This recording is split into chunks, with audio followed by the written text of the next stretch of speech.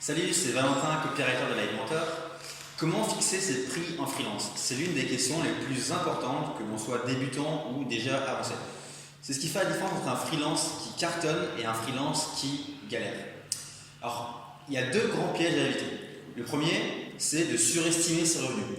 Il y a beaucoup de freelances qui se lancent et qui pensent qu'une semaine de travail, ça équivaut à 5 jours complets sur des missions et des clients. En fait, il faut du temps sur les parties administratives, commerciales et marketing de son projet. Ils oublient également que le chiffre d'affaires, ce n'est pas du bénéfice net.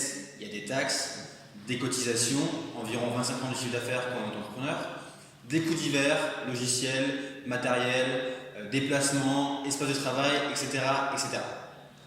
Le deuxième piège, c'est la peur d'afficher un prix trop élevé, la peur de se vendre, la peur de passer pour un prétentieux, la peur de manquer des contrats, de contrarier des clients ou au final d'avoir une mauvaise réputation. Derrière ça, il y a un problème qui est plus profond, c'est l'absence de spécialisation. Imaginons par exemple que je crée un site, je suis un freelance qui crée des sites pour des fleuristes. Eh bien, tous les fleuristes voudront travailler avec moi parce que je serai sur une thématique, une niche très précise et donc j'aurai des clients, des avis clients qui seront pertinents pour des prospects potentiels et j'aurai développé une expertise spécifiquement sur cette thématique. Et moins on a de concurrents et plus on a un pouvoir de négociation qui est élevé parce que moins on a de chances de se faire tirer les prix vers le bas.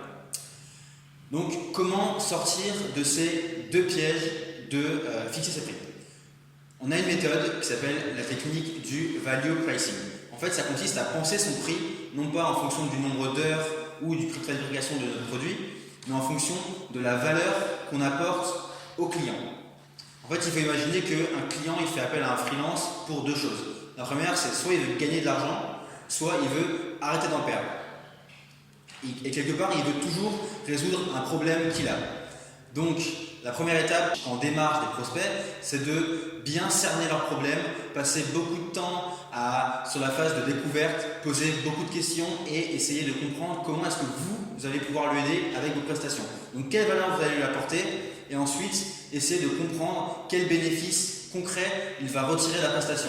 Imaginons que vous êtes community manager, donc essayez d'estimer le nombre de followers ou l'engagement que vous allez créer sur ces comptes sociaux.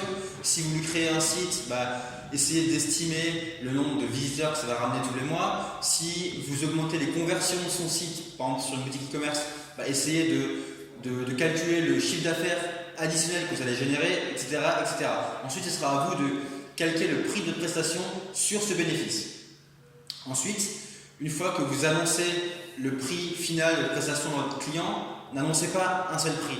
Proposez 3 gammes, 3 packs de prix différents. Donc un pack 1 avec une offre de base, un pack 2 avec une offre avancée et un pack 3 avec une offre ultime. Concrètement, le pack de base comprend quelques prestations mais ne suffisent pas à répondre à son besoin.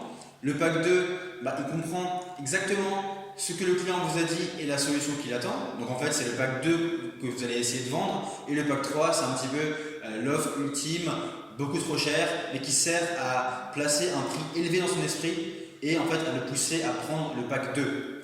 Donc au final, le fait de proposer 3 prix différents à ses clients, ça fait que le prospect ne se demande pas est-ce que je fais appel à ce freelance, oui ou non. La question n'est pas binaire.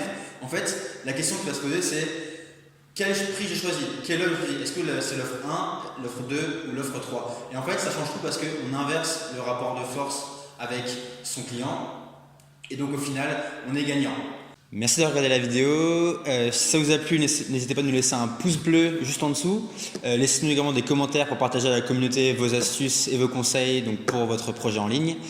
Nous, on poste une vidéo tous les jours sur cette chaîne YouTube. Donc abonnez-vous si vous voulez des conseils sur le marketing digital et si vous voulez qu'on vous aide à monter votre projet sur Internet. Vous pouvez également nous suivre sur Facebook, Instagram, Twitter et LinkedIn. Salut!